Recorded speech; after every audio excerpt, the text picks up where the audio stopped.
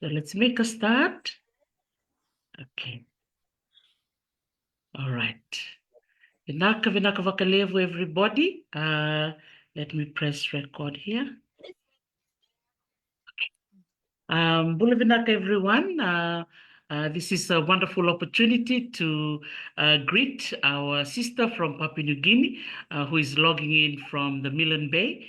And this is part of the Melanesia webinar series. We started off in Vanuatu. We had Kaitip Kami, who came in to share some of the repatriation projects that he was involved in, particularly the return of ancestral remains from New York, facilitated by the FBI, and the return of the ancestral remains safely back to Papua New Guinea, to Vanuatu. And then from Vanuatu, we traveled to the next door neighbor, to the Solomon Islands. So we're really, really happy that we have Ms Maleta, who joined us last week, the Director of Culture within the Ministry of Culture and Tourism in Honiara. And last week he was able to share with us the wonderful news about the largest standalone coral in the world. And apparently from the talk last week, that's not the only one. It looks like there's others within the lagoon in the Ulawa province of the Solomon Islands. So it's wonderful, yeah, to see what is being found within the Solomon Islands, and great to hear the stories from the man himself, Ms Maleta, who was actually in one of the submersibles that went underneath, and they were able to see what was done there. But through the trip, they were not intending to find the coral. It was sort of a sideline finding that they found that huge coral underwater. And today we're traveling across to Papua New Guinea, and I'm so happy that Maleta accepted my humble invitation to join this program hosted by the Cal State University, California State University, Los Angeles campus here in the United States. And this series is created by myself within the College of Ethnic Studies to allow our students, not only students here in Los Angeles, but students all over the world, to appreciate our part of the world. And so this is the beginning. We started a series around June, July this year, and now this is on Melanesia. And the next year, we will move across to our brothers and sisters in Northern Oceania. So that is just a few words that I would like to greet everybody and welcome Maleta. And now, as most of you know, those of you who've been on my program before, know that I always play music from the region where our speaker is from. This is a wonderful way to share not only stories that we speak about, but also listen and hear some music from their part of the world. And so she has chosen one from the Salima band, and I found one online, and I will play it now so that we can also hear the music from the Milne Bay, as well as to give time for the others to join our session as well. Thank you so much and welcome, and enjoy this music. Rhythm in Paradise.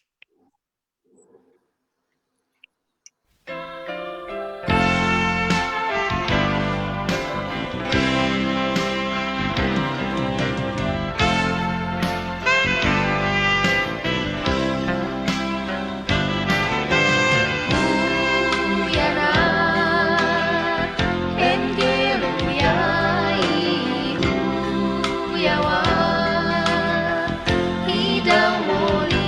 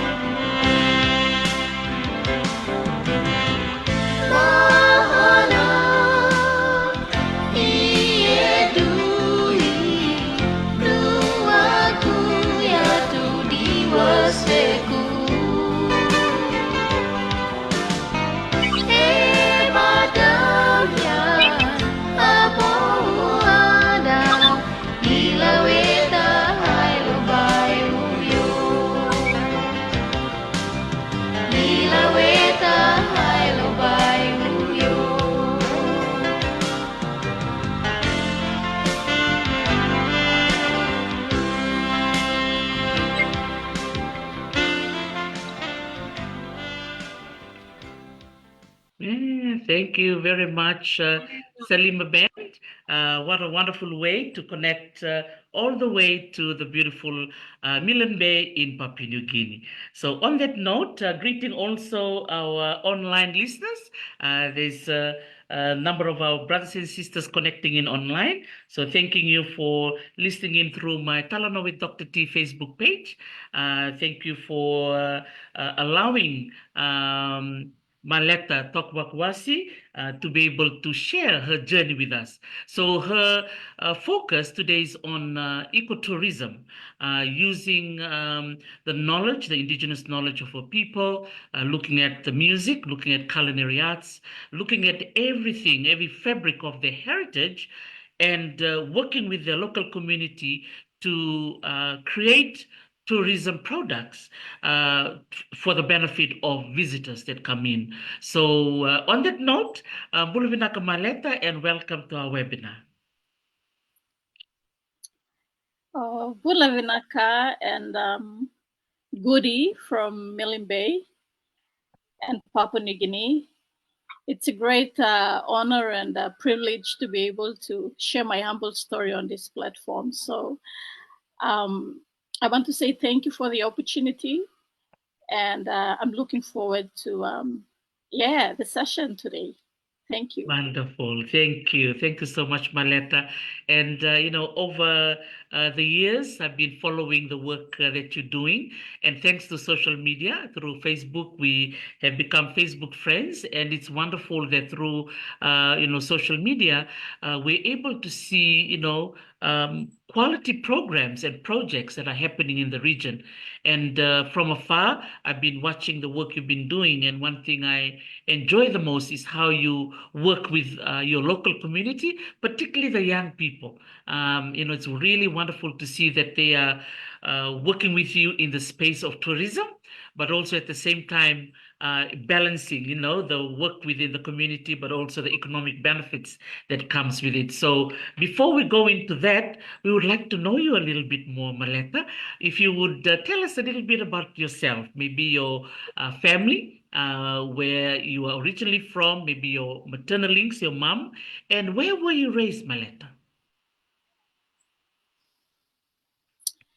Thank you. I actually come from a family of 7, and I'm the eldest sibling of the 7. I am from Milne Bay. My mom is from the mainland of Milne Bay, the small village called Divinai. And I'm from the Tawala tribe. And my dad is from the islands. It's another district called Esala. And if you've been doing a lot of reading, you would come across an endemic species of the bird of paradise called Goldie's Bed of Paradise. It's from the Normanby Islands. That's where, and Ferguson, where my dad is from. So just a little bit of interesting information there. But currently, I'm based in Divinai on my mother's land, because in our culture we are a matrilineal society, so we follow our mothers because of land. Inheritance. And so that's where I am, and I'm currently running most of my projects from, which is an advantage. I grew up actually in Manus Island, which is far north of Papua New Guinea, because my dad was a former naval officer. And I think because of my childhood upbringing on the island, I developed a love for nature and islands and all that. But it's no different to where I am currently. It's so similar to that setting as well. So I guess what I do really is an influence from my upbringing, being able to have access to nature most of my childhood. And so it was very easy for me to to get into this industry because the passion was already there as a child growing up. So that's just a little bit background about myself. And I also have three beautiful children who are currently with me. So that's me. In terms of my educational background, I studied business and management, majoring tourism. And I also have a certificate in biodiversity conservation. Thank you. That is wonderful. Thank you so much for sharing that with us, Maleta. So, in terms of you mentioned that I think that's a you. network problem there. My apologies. That's okay. Yeah, we can still hear you properly. Yeah, we're still able to hear you. Was it some bird sounds that we could hear behind you?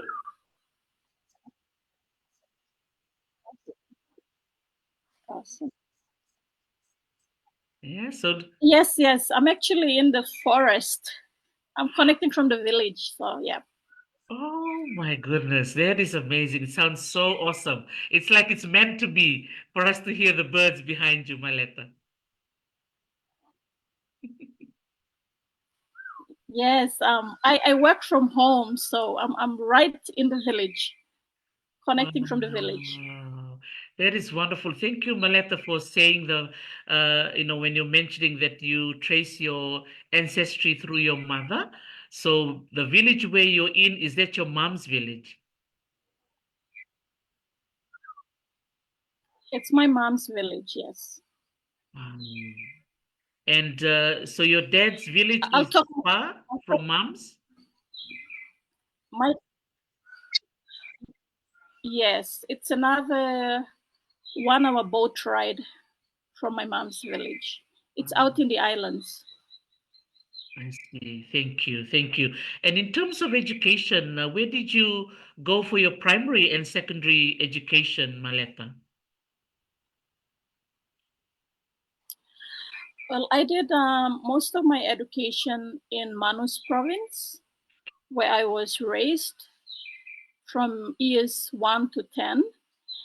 And I did my secondary education, that's 11 and 12, back in Milne Bay at Cameron Secondary School when my dad retired back home to Milne Bay.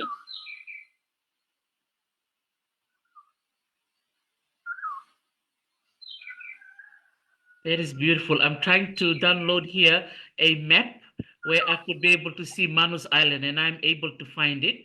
So let me share this. For those of you who are watching, um, and those of you who know me, my degree at university was geography. So I always show my maps, and my students know me. So there's a couple of students who are in this Zoom call. So they always know that I always show maps. And even mapping is part of the exam. So here we are. So now we can see where Malet is connecting from. So this is Manus Island. So can you give us some orientation?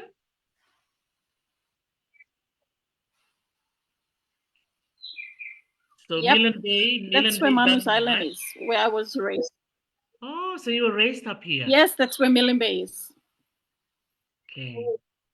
Yes. Wow. Okay. So this is Milne Bay down here, where mom is from.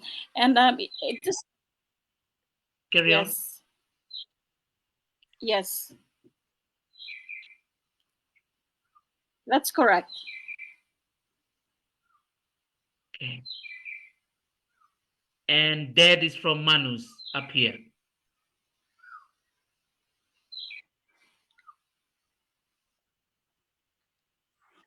No, both mom and dad are from Milne Bay, Okay. but mom is from the mainland, from the um, mainland Milne Bay, and dad is from the islands.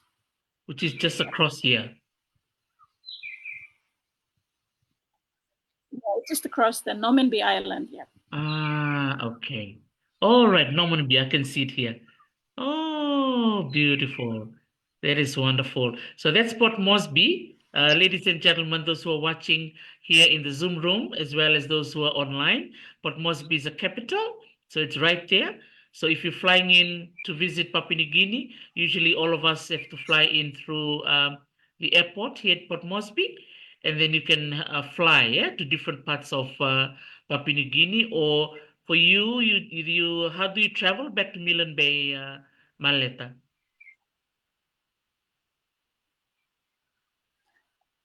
Through Port Moresby.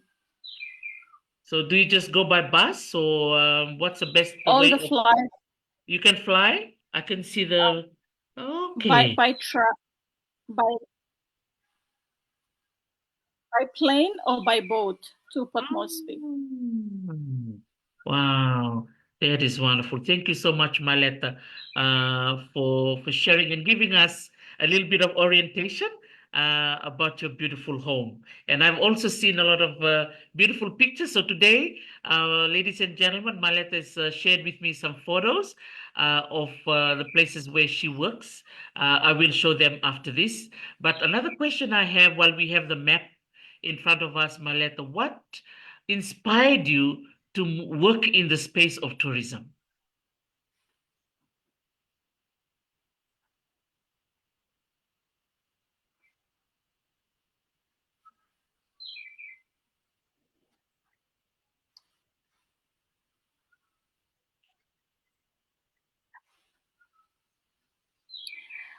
A good question.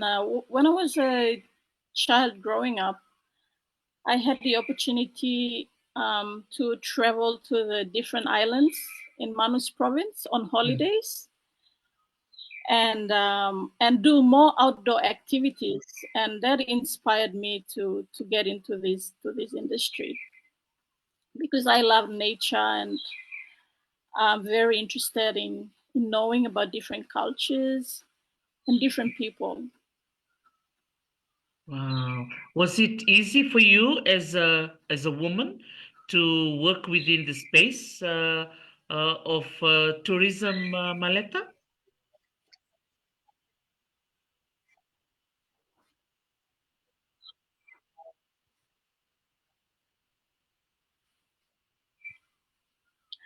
There are many challenges which I will share towards the end of the session.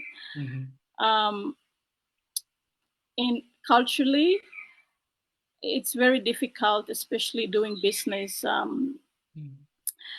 in the village where I am from, because though women have the rights to the land, it's the man that has the last say, and Mhm. so that is one of the biggest, I guess, challenges for me trying to do ecotourism business in the most rural and remote part of Papua New Guinea and in Milne Bay especially, Wow. where where where there are traditional systems in place that guide how a village or a clan should be managed. So I'll tell you more about that towards the end of the session. Wonderful. So, would you tell us how long have you been in the space of tourism? When did you start working with your people in this space, Maleta?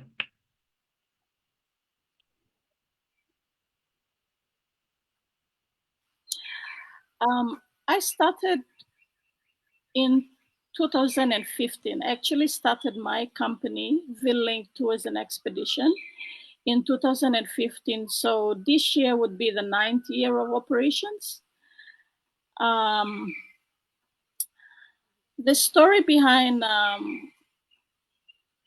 how I started this business was basically I was working with the Milne Bay Tourism Bureau back then, and I I had clients who were owners of guest houses, and attraction site owners in the rural communities who would come and complain that they were not having enough visitors to their site. And as an officer there, I saw the need of market access. And I thought, how do we get to solve this problem? And that's how I was inspired to start Link tours and expeditions to provide market access to the people, the local people who didn't have the opportunity to be able to market their products. And so Link is short for Village Link. We're trying to provide a service to a community who do not have access to market. Wow. That is wonderful. Thank you so much, Maleta, for being proactive, yeah, in that regard. You saw the need and you try and do something about it. And congratulations for being in operation since 2015. How did the COVID-19 impact on your company, your business?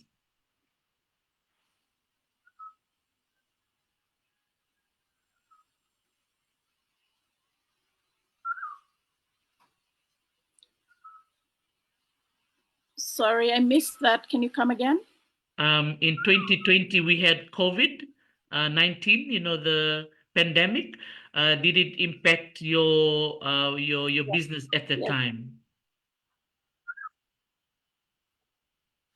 Yes, very much.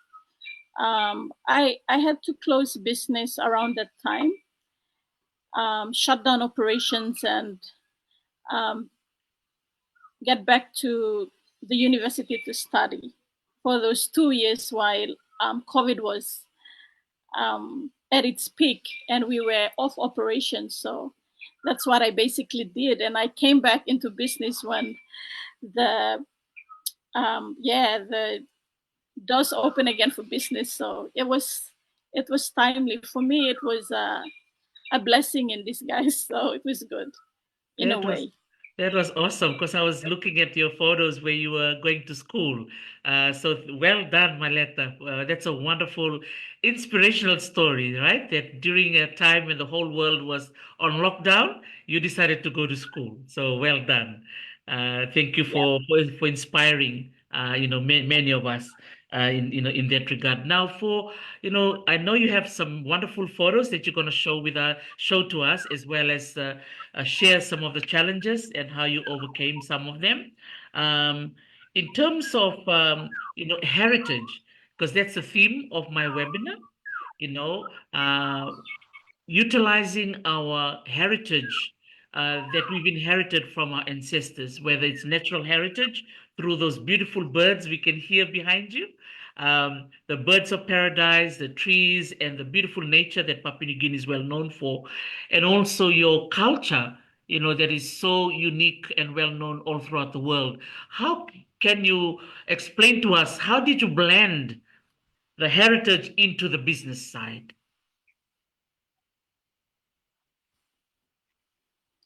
Thank you. That's a very good question and a very interesting subject as well, especially when you're talking about heritage.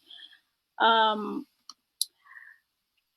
from where I stand, the two main important, I guess, selling point for our destination is nature and culture, and and the business strives of those two main selling points. And so when we talk about ecotourism, it's nature and culture again. And so um, trying to do business and being able to showcase what we have itself is the package already. And so I basically involve the local people in my community. I organize them when I have visitors coming to visit through cruise ships or long stay tourists, I organize the locals and I get them to do showcase how we cook our food, how we dance, how we weave the grass skirts, how we do fishing, how do we do canoeing. So basically showcasing that heritage. And and it's interesting because through this tourism platform, I'm able to channel the money right down to the most rural parts where um, the locals are able to benefit. Yeah. And we continue to do that, and we repeat it many times, and it has now become a norm. But it's not only, I guess, showcasing to our international visitors about our lifestyle and our heritage, but we are in this time where the culture is dying at a very faster rate. And so some of the practices in terms of the skills um, that been practiced in the past are no longer being practiced. So in this way, um, through ecotourism business, we are able to revive some of those skills. For example, I do not know how to weave a basket, and I have to learn the hard way to do it because I'm in the business of showcasing, and it was good for me. So what I'm trying to say here is I think it's doing business in a more meaningful way, in a more valuable way of giving back to the community through ecotourism business, but at the same time, preservation of our culture and also the environment, if I have to say that. Mm. Wow. And in terms of weaving the grass skirt, was it easy to find someone that was patient enough to teach you? And were you patient to learn? Oh, well, I'm privileged because my mom can weave the grass cut. I am very impatient, to be honest, but I have to learn somewhere, somehow. Yeah, I'm still learning. I'm not perfect, but I'm trying. Wow, that is wonderful. I love that aspect of role modeling. Yeah, when you actually role modeling it for your people so that they see you promoting the culture, but you're not just talking about it, you're actually walking the talk, if you wanna, use that phrase. Now, for the local villagers, how do you find them, and how do you identify them? Do you shoulder tap them, or do you advertise in the newspaper for those who have to come and work for you or work with you? Good question. That brings me to my second business that I run apart from the tours. I I have actually run three businesses. One is the tour company, and then I also have a place or a retreat called Monana on a Beach Retreat. You can search it on Facebook if you want or Google. But this is a block of land in my village that is owned, a customary land that is owned by my clan. Um, I am currently leasing that block, though I'm part of the clan, but I lease it and I pay a minimum fee to my clan. And I use that area to facilitate for all these activities under that business. And so um, they know that when the village community know that when I have a ship, um, they all come looking for me, wanting to participate because they need to pay school fees and they need to pay clothes for their children, and they need to buy rice and sugar, the basic needs, and laundry detergent and the rest of it. So it's quite challenging because I have to try to engage different people each time. so that the benefit sharing is equal. And yeah, and so because Milne Bay is a cruise destination, everyone knows when the ship is coming in. So it's like it's not something for me to hide, you know. They know when they come knocking at my door. So I have to find a genuineness in why they need to work on that day, and then I get them on board. Yeah. Mm. So the piece of land, I'd like to share that story maybe towards the end where it comes to challenges. Yeah. So that business is run under Mona Nauna, which I will get to that later, and I also run another business, which I provide training as well because it's really high demand and it's a big need here. I have to do awareness in my own community and also train the people to be able to actively and meaningfully participate in the industry. So it's a lot of work, but I'm passionate about it. So I'm Wow. still around. And it's all worthwhile, for you because you're so passionate about it. You just feel like you are gaining from it too, right? Yes. Wow, that is wonderful. And ladies and gentlemen, those of you who are watching online and those of you in the Zoom room, isn't that amazing for one of our own sisters here running not one, not two, but three businesses, and they're all connected through the tour, through the retreat place as well, and training. That is great. Thank you so much for that, Maleta. Now, I understand, Maleta, a few years ago you came to Hawaii for a leadership training at ISWA Center, and you ended up at Washington, D.C. Tell us about that. How did it come about? Oh wow, that experience is mind blowing. Um, I think it was timely when I saw this opportunity online and I decided to apply. And then thankfully, I was accepted, and I was the second cohort. That time, the program was called Pacific Tourism Professional. Yeah,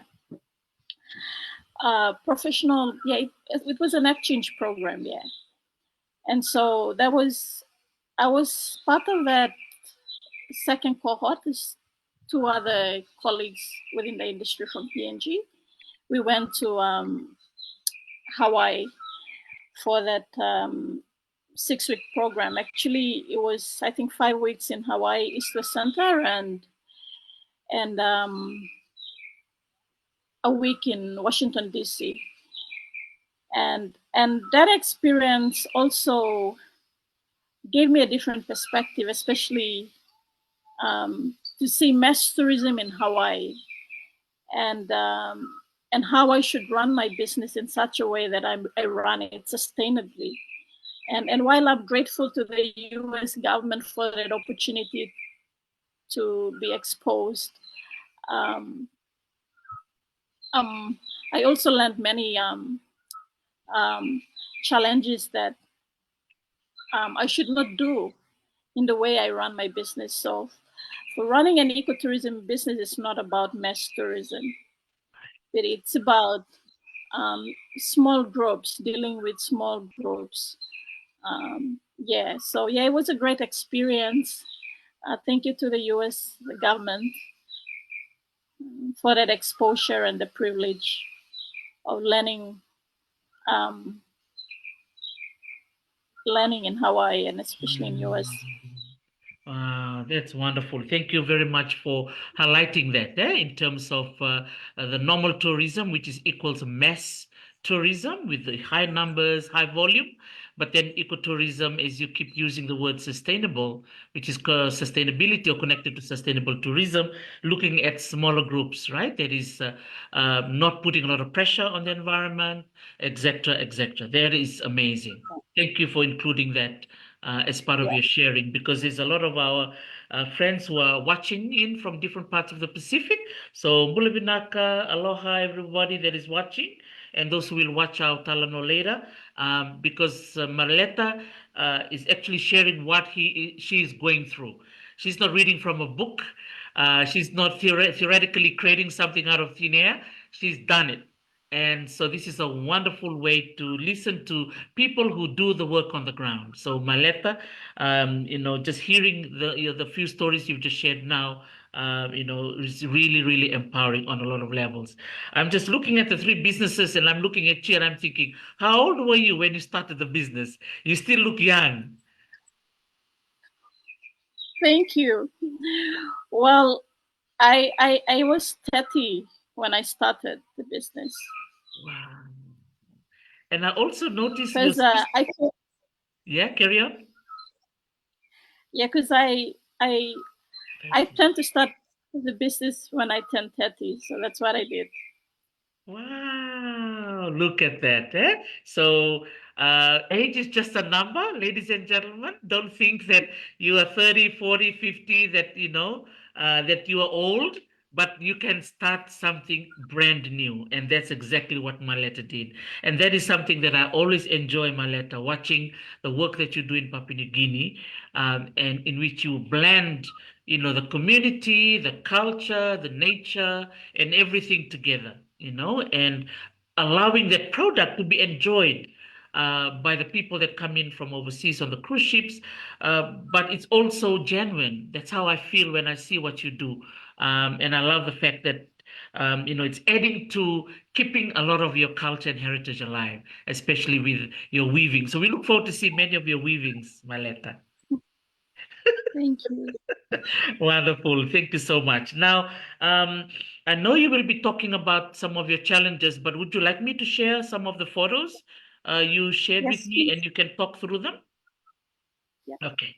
So, our dear friends, Maleta sent me some really amazing photos.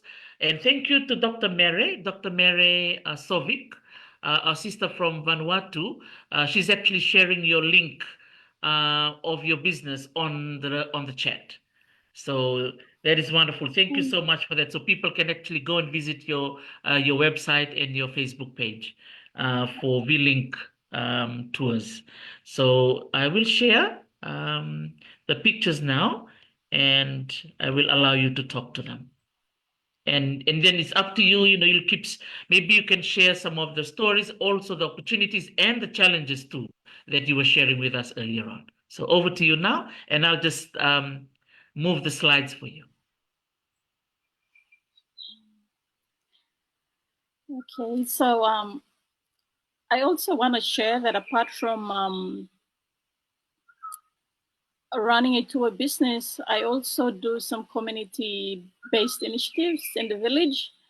One of which is the mangrove planting. I have organized my community to get into mangrove planting. And so it's a project that I've started on when I returned from the US. I see. And due to COVID,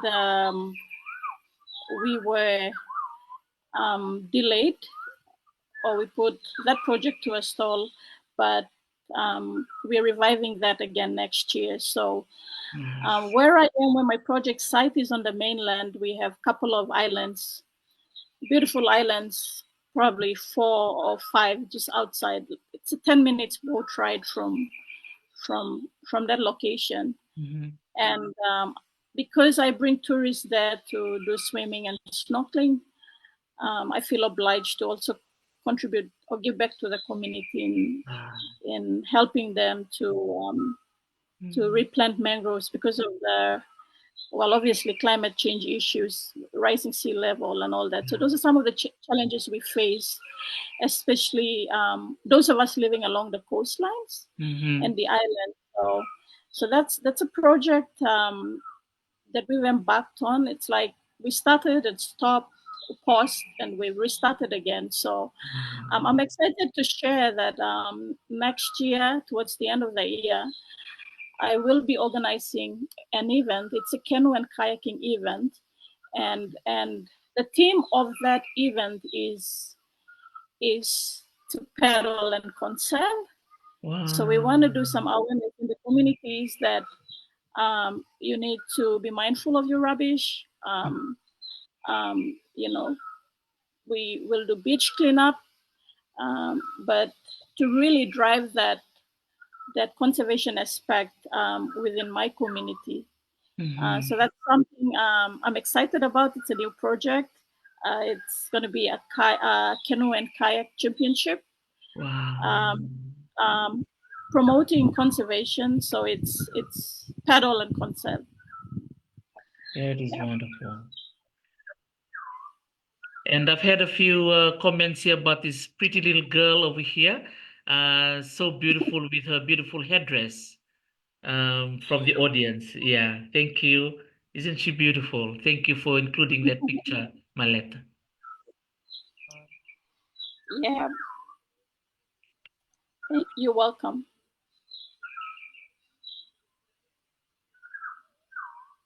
And And now this, there's a group of women weaving baskets and mats. Yep. that is They beautiful. also get $1 after the showcase. Each one of them. Wow. That is wonderful, that they can be able to showcase what they know and also gain something as well. I've been getting some comments here from one of my colleagues who's studying in Japan. I'll read it out to our audience. Thank you, Tao Zek. He said, so relatable to Fiji. Tourism is very helpful indeed to those living in the smaller islands. So thank you again, Maleta. Your story is welcomed by those of listeners, seeing how it's relatable to. Let me bring back your pictures. Okay, here. Should I go back? I think I should go back. Wow. Oh, look at this. Okay, let me go back. I'm getting Yeah, impatient now. Here, there you go. So let's go here. Is this sago? that's sago. Yeah, it's a sago making Sago process. making. Oh my Yes. goodness. So Wow. every time we have a cruise ship visit, they get to showcase that sago making process. Wow. So sago is a staple food here in Papua New Guinea. Well, in the coastal parts of Coastal PNG. parts. That is amazing. And so the tourists that are behind her are the ones that are coming in the cruise ships? Yes. Wow. That's wonderful. And they just watch how the sago is made, yeah? Yes. Wow. And they also watch how it's been cooked.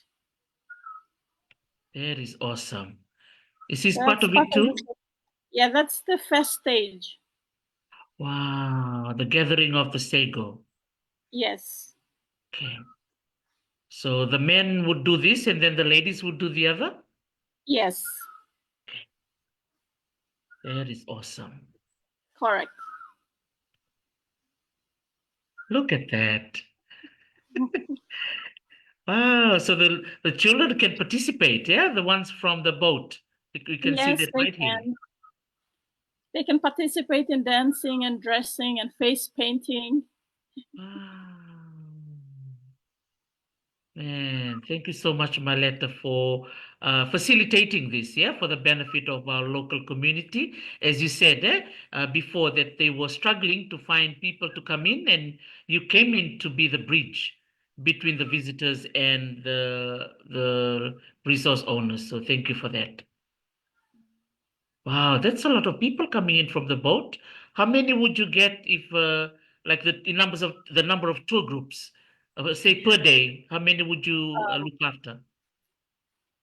Okay, so with the expedition, because I specifically deal with expedition boats, and so in a day, I can get um, well 50 up to 600 is Wow. maximum. But I get them to the site in 50s. Yes. We get in 50s out the next 50s in intervals. Right. Yep. Intervals. That's awesome. Yep. Wow. And again, the manpower is really important, and for you to have good relationship with the village, it's really important, yeah, in terms of the labor for people to help you, yeah. That's correct. Wow. So So I tell want to tell a story about this picture. yes, please Uh, go ahead. I think that was, 2 years ago. We had a ship that arrived at our shores on Valentine's Day. Okay. So we have to create something where, yeah, we have to create an environment for the visitors. It was actually a photo booth, and couples, trust me, it was the highlight of the tour. Couples went on that booth and they were taking pictures. It was beautiful. Oh, and it just used, I can see the hibiscus. Yeah, they're all natural. No, nothing artificial. Yeah. Wow. That is amazing. See, there you go. Being resourceful and being creative at the same time. As you said, it became the highlight of the tour, right? Yes.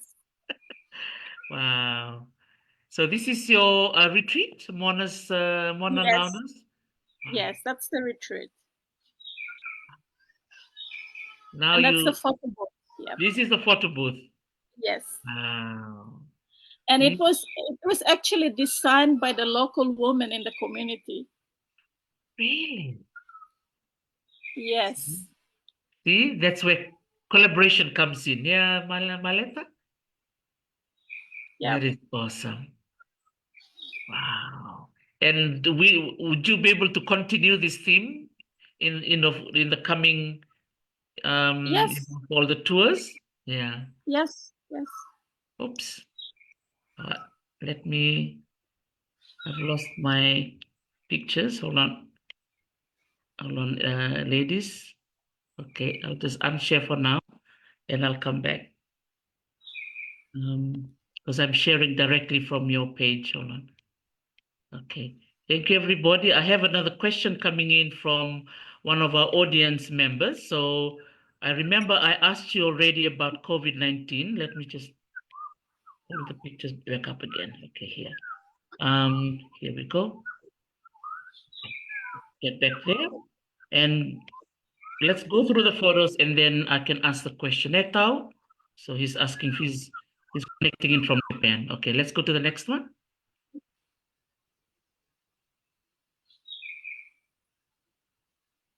So the photo Yeah. booth is now the centerpiece.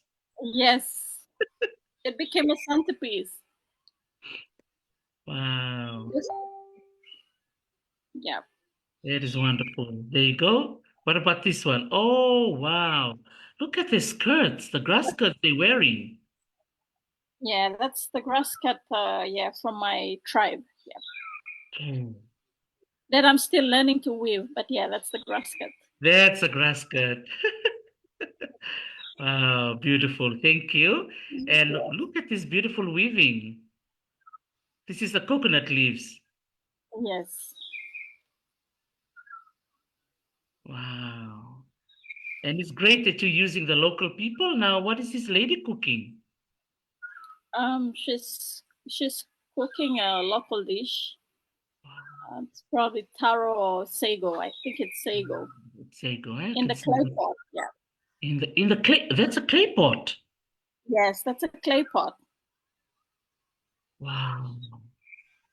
Look at that. See, many of us Fijians here, a lot of our cooking pots are mainly for display in the houses, or they put in fruits inside these clay bowls. In the province of Nandronga in Fiji on the western side, they use the clay uh, cover bowl, which is really great to see. So that is awesome.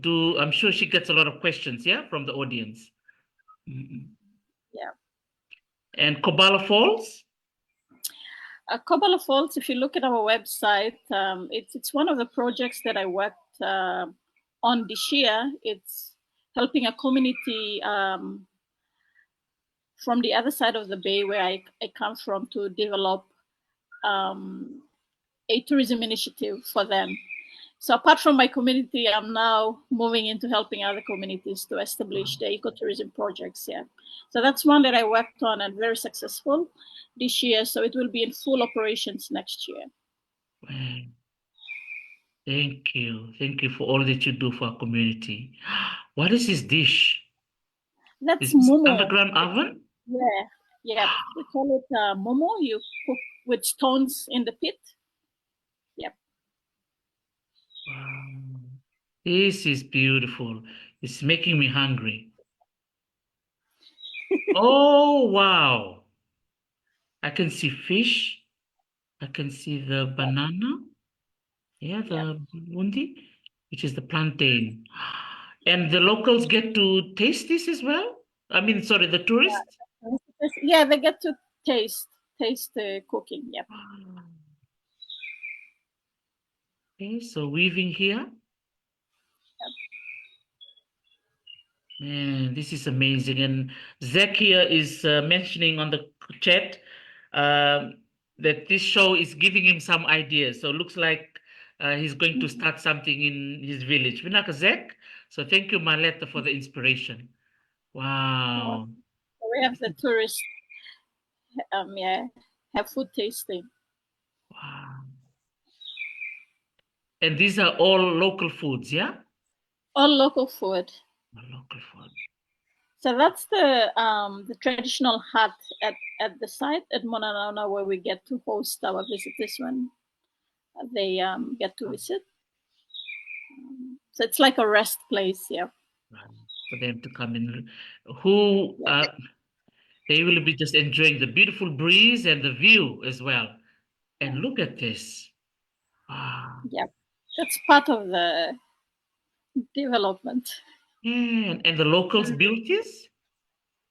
Yes, everything from construction to the business itself is by the locals.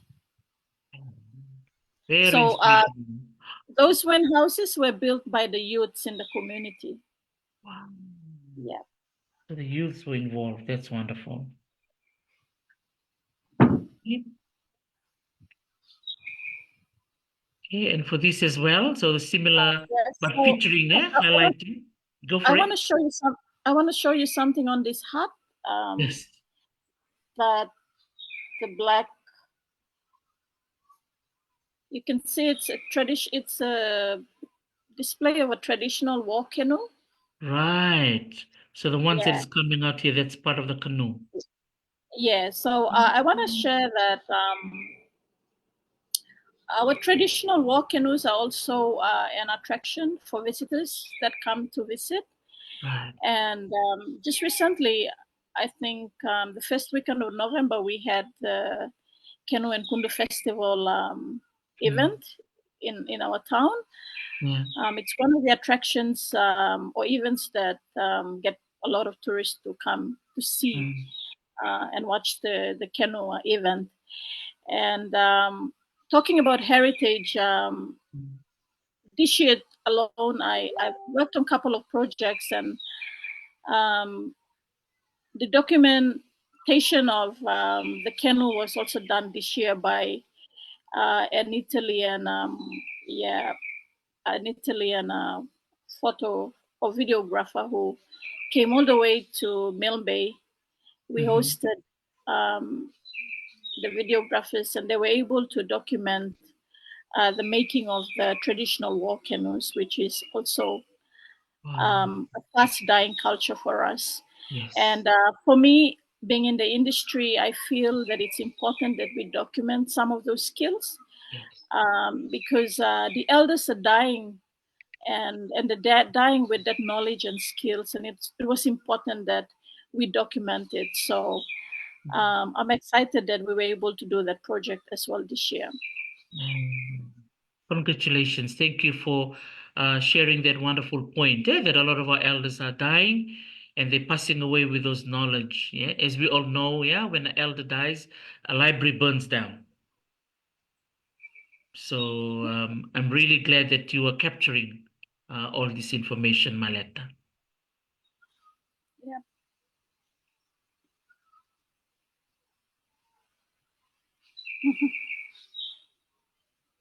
That is wonderful. So is this the Umu or the Mumu continuing there? Yeah, that's the momo. excuse the spade. The rocks are really hot, so he has to use the spade to remove it. But this is wonderful experience, yeah, for them to see again and using our local knowledge, yeah, from the community. I love the use of the baskets as well, and the green leaves. Yeah, yeah. This is wonderful. So many wonderful things that we can all do. Oh, so this is a bamboo weaving. Wow. Yeah, we use that for the house, the walling of the house. Yes. And it's actually from the sago. The sago is very special, like a coconut tree, because we can eat um, the sago, and we can also use the stalk to build our houses, traditional houses. So Mm-hmm. he's weaving the walling for the house,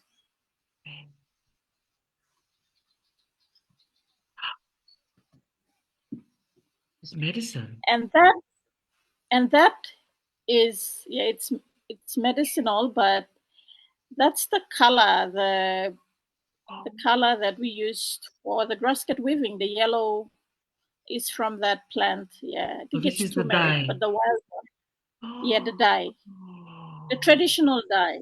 right. Man. Wow. Thank you for sharing this with us. See? And there's a clay. It's a clay water container right there. Yeah? Yeah, it's a clay water container. Yeah. Yeah. See, this is what we have in the museum, but you are still using it. This is awesome. Yes, we are. And this, wow. Hmm. That's the plate or the cup they used to Man. use utensils to eat with. Yeah. This is so, so inspirational for us, Maleta. And again, as you said before, the sharing of this knowledge, even though it's for the benefit of the visitors, but it's keeping the knowledge alive for the local people. That's correct. Um,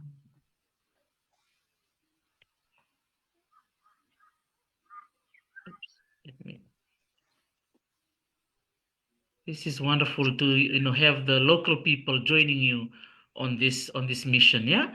Um, was it easy for you to get a buy-in? I'm very curious. Is it come again? To get their support for the locals, as you were saying before, they know the timetable of the cruise ships, and they're all coming knocking on Auntie Maleta's door. Well, yeah, it was easy. I guess it's about building relationships with Yeah. people and having to, it's about respect, Yes. and building trust. Yes. And once you build trust with the people,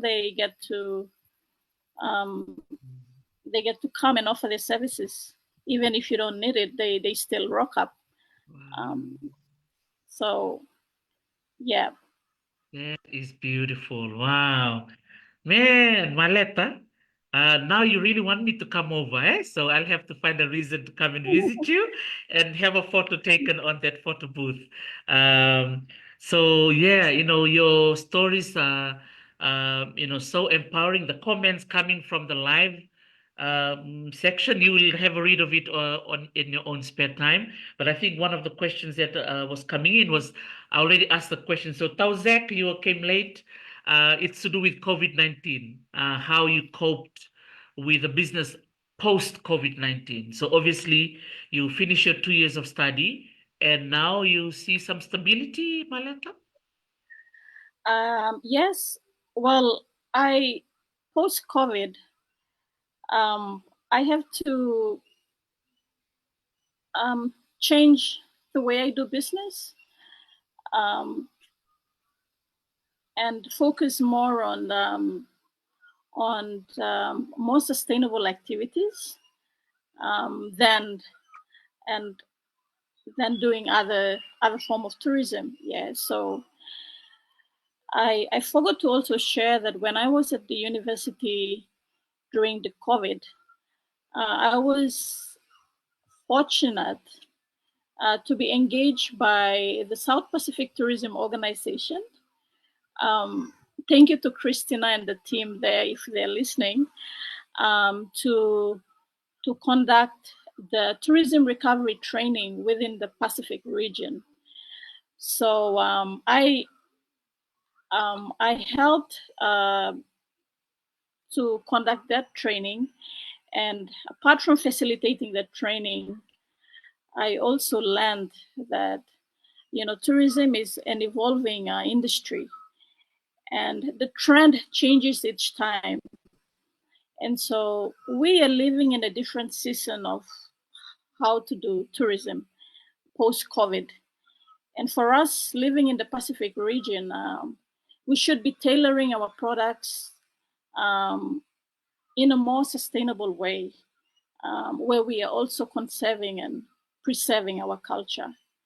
Um, so that's the same principle that I'm also applying in my business, is that more focus on sustainable activities. And with COVID, with the experience, COVID experience, the way people think and behave has changed. They want to go to places where they can um, be with nature, um, and so for us, it's about being able to tailor our products and services to meet that demand and expectation. Because at the end of the day, it's about keeping the customer happy. Yeah. And when you look at the products that we're offering in PNG and within the Pacific region, I think the bonus we have is the culture and the nature that we have.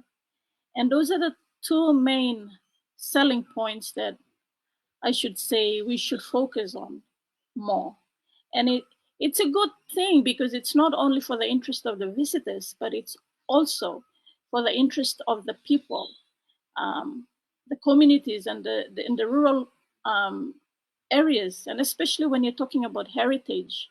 And I must stress that it is dying at a faster rate, seriously. And so with the introduction of technology, you have more kids on mobile phones rather than outdoor activities. How are we solving that problem? So the way we do business should be focused on those areas of solving problems than just thinking about profit. So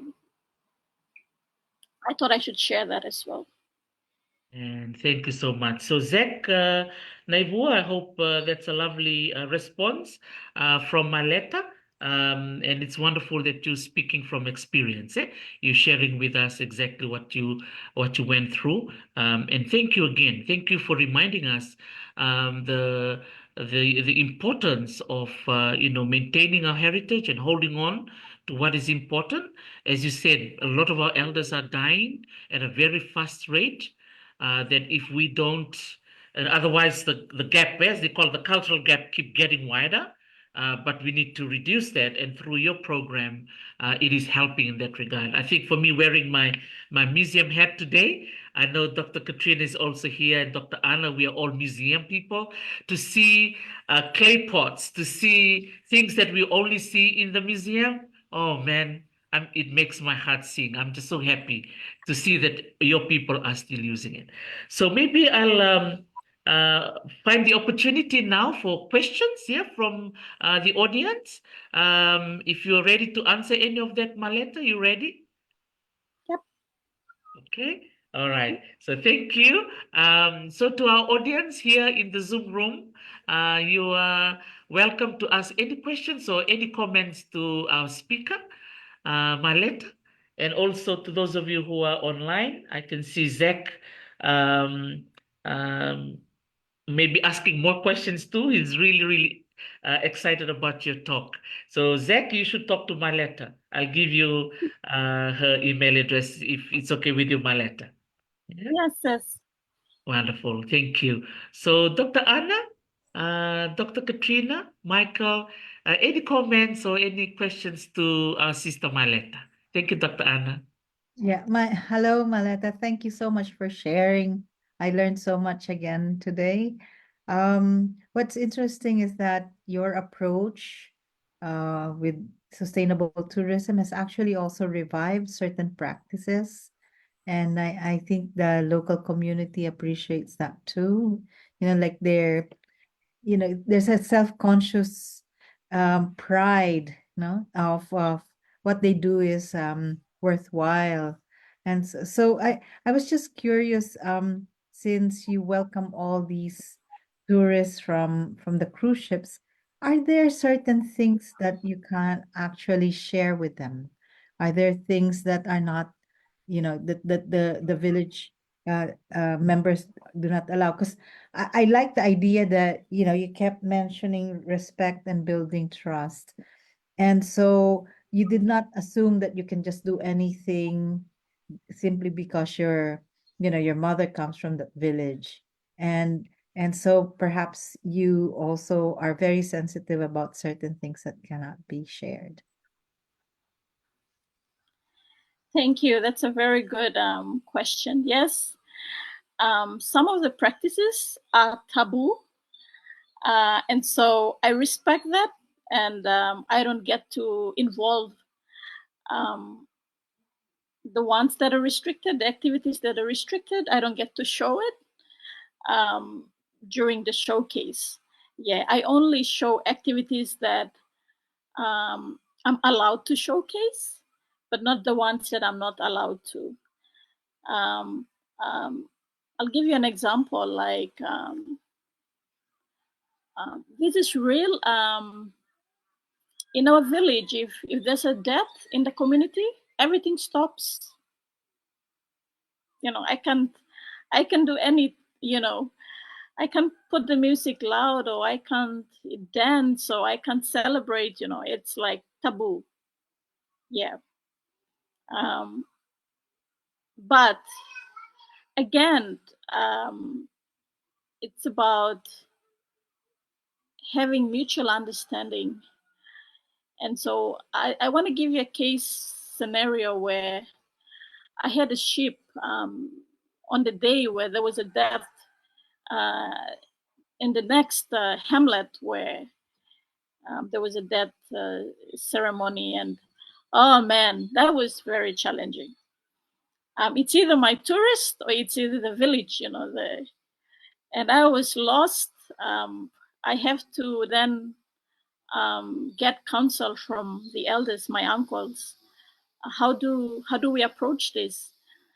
And I have to quietly have a separate meeting with them, and then they have to slowly walk to the other hamlet and meet with the elders of that clan, and in that way, they allowed us to still bring the tourist in. So these are some of the challenges that I face, and that's just one case, um, and it was interesting. And I think if the community didn't see the benefits of what I was doing, it would be a different story.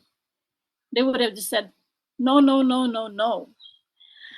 But they were lenient with me, the fact that they've seen the benefit of what I was doing, and I was genuine, and that's why they gave me that respect to continue with my business activity.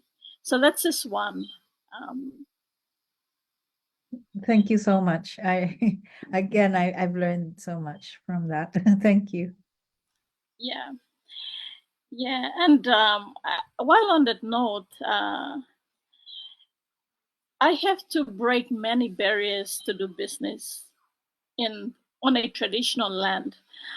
In the beginning, I knew I was taking a risk, a very big risk, because I have to understand how the government, the traditional government system works in my community. And growing up in a city or a town setting, I have to relearn my culture again to be able to prepare me to do business on a traditional land. And I must say that it took me 10 years to really understand how I should do business on a traditional land. And I've also learned that before I before I get served on a traditional land, I must serve my people first. And it worked well after 10 years.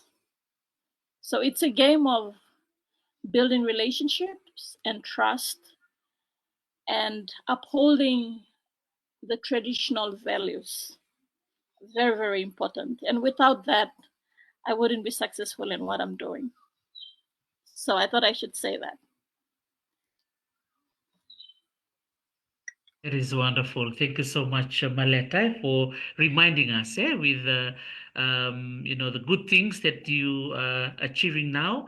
It does not. Um, you have to go through the hurdles, on different levels, from the local government. I really like how you separated the two. Even though we have the main Papua New Guinea government, you also have the indigenous or the local government running parallel. So you have to kind Yes. of balance that, and I'm sure that's not Yes. easy. Yeah. Yes. And I also want to add that 95 to 98% of the land in Papua New Guinea is customary owned. Customary owned land.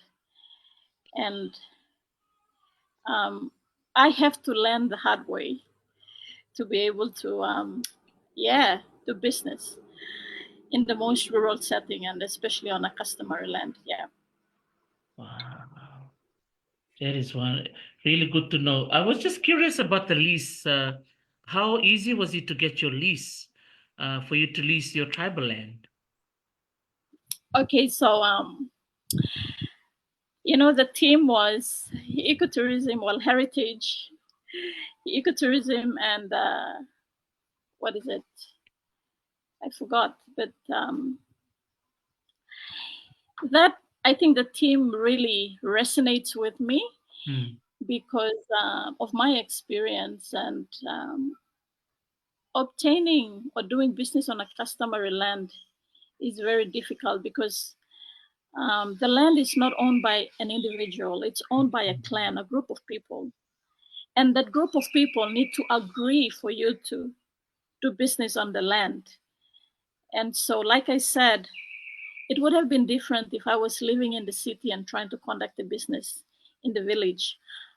I have to leave my comforts of the city to come and live with the people to be able to acquire land because it's about trust again. So I have to run a couple of awareness programs within my own clan, in my community. I got knocked off a couple of times, but I never gave up. I kept pushing. And when I first moved in, I was working with the community. But then when I got knocked back, I re strategized. And this time around, I worked with my clan, my immediate clan. And so it worked better that way. And so I have to call my uncles and give them the proposal and explain to them my interest and how they can benefit. Mhm. And I got the lawyer to write because I have to make sure that my business is secured. Yes. So the lawyer did the agreement, and then I have to sit again with my family to go through the agreement, and they agreed. And because I'm also part of the clan and I own the land as well with them, they were lenient with me, and they gave, they told me that we're not going to charge you much, but just enough. Um, and we want to see you grow, and we grow with you. So that was the understanding. So I give priority to my clan when it comes to involving them in the business activities. I employ my own clan first, than the whole community. I make sure that the training is given to them. And while they benefit from the lease payments as a clan, because it's quite tricky, you know. If I'm living with the people, I don't want them to come demanding me for payment because of any little thing. So I cut them off by having that lease agreement. So if they're in need, they go back to their own account and get money from there, but not come to my business. So yeah, so that solved the problem. And then, but I give them first priority when it comes to anything to do with the land. They get to benefit first. That is wonderful. Thank you. There's wonderful gems you've shared with us, especially when it comes to land, yeah, because it's very, very sensitive. Even in my own situation, we've just acquired a lease as well in Fiji. And yeah, it's not smooth running, yeah. And I really like what you said. You're very determined. You never give up. And I think that's a lesson that we all have. And I like the word you use, you re-strategize. And that's exactly, in our case, we did the same thing. So we were knocking ourselves, against the wall for a couple of years. And then we were like, let's step back, regroup, and then move another direction. And most definitely it worked that way. So hopefully, we need to have more Talanoa sessions like this, so we can all learn from one another and, provide support and real advice with what you doing. So I'll read another last comment from our friend Zach. Vinaka Zach. Zach has been following our Talanoa. Zach said it's a challenging thing for specific folks, but we have to learn to say in order to sustain the business. Okay, yeah. So he agrees, yeah, with the actual challenges. So thank you so much, Maleta. I know you still have a lot that you want to share with us, and I still feel that we need to have part 2 and part 3 of this talk story.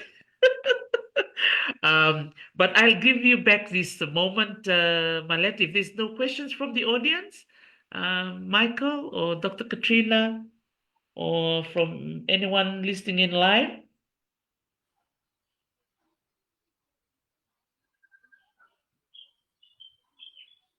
Dr. Katrina? Bula, Dr. Tarisi. I don't have a question. I just wanted to say thank you so much, Maleta, for the Talanoa.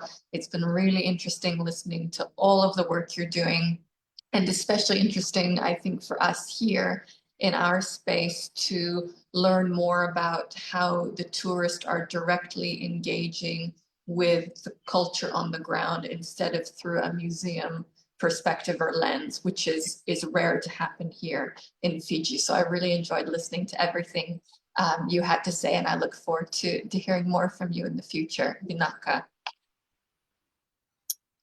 Thank you, Katrina. Appreciate Appreciate your kind Dr. words. Katrina. Yes, beautiful. Michael?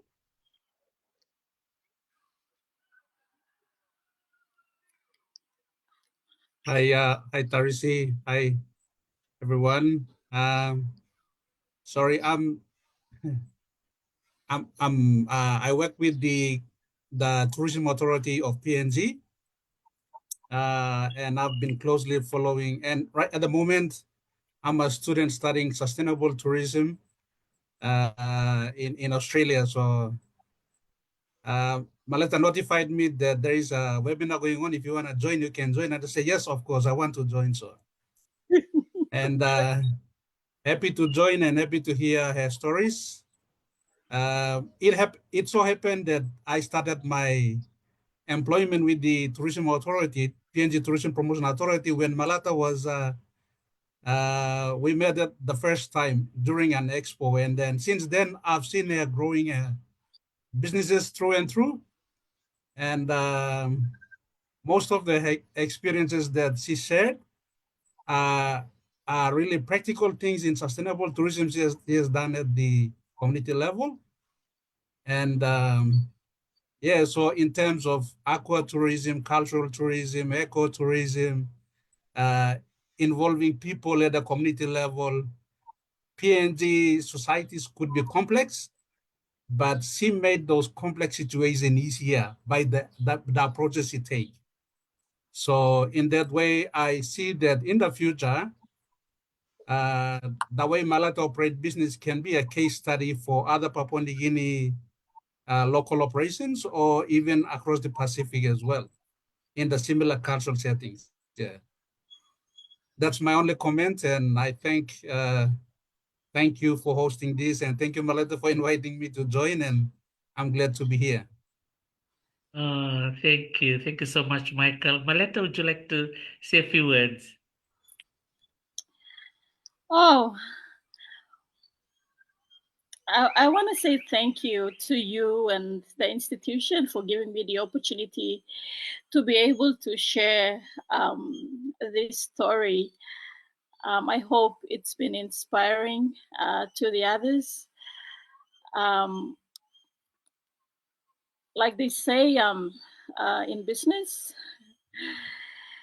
if your mind is set on just profit, you're going to go wrong. It has to come with passion and doing business in a more meaningful way where the sustainability of what we do is guaranteed. So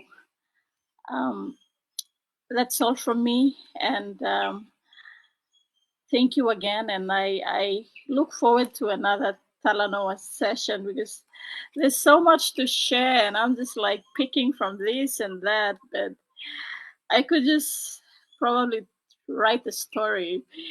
Yeah, but thank you so much for being my ears today, listening to my humble journey. Thank you. Oh, thank you so much, Maleta. I just wanted to say, Vinakavakalebo Mahalo Nui, from the bottom of our hearts, to you, for, coming in here and sharing these stories. And I actually support you to write your book, and that needs to be written. And I'm here to, as a sounding board. I'm sure Dr. Anne and Dr. Katrina, we can all join in to help you write your book. This is a beautiful comment from Dr. Mary, our sister from Vanuatu, listening in online too from Washington State. She fully agreed that we need to have another Talano session.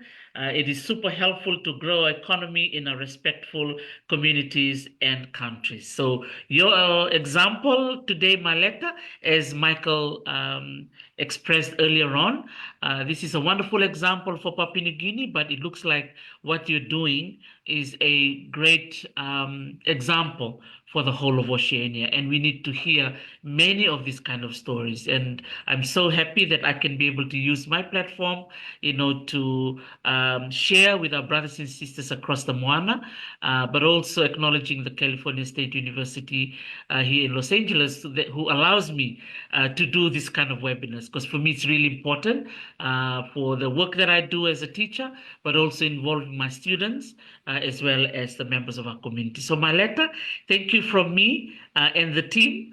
And hopefully we will touch base again. Maybe sometime next year, I will be putting some programs for January to June, and I'll ask you if you have a time there in that schedule for you to come back and do part 2.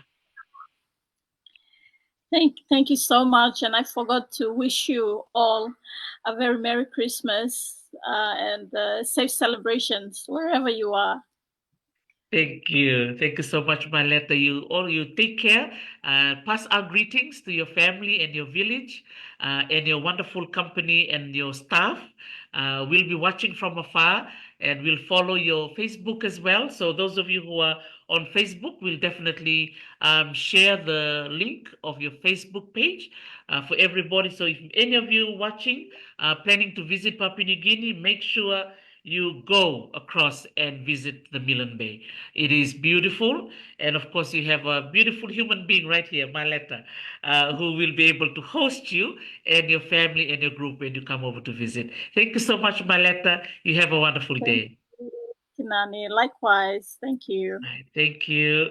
Thank you so much, everybody. Thank you, Dr. Anna, Dr. Katrina, and Michael, and also to our followers who are watching us live on Talano with Dr. T Facebook page. Yeah, it's wonderful that we can share this space and share many more of these stories. You know, as we all know, there's so much negativity out there in this world, and we need more positive stuff like this. You know, every week we have this webinar. After the webinar, I feel so energized. I feel so positive, you know, that we see that we have a brother and a sister somewhere in the ocean, across the ocean, who's doing such a positive impact for their community. So on that note, Vinaka Vakalem from me here, and to everybody listening in, I really appreciate you all.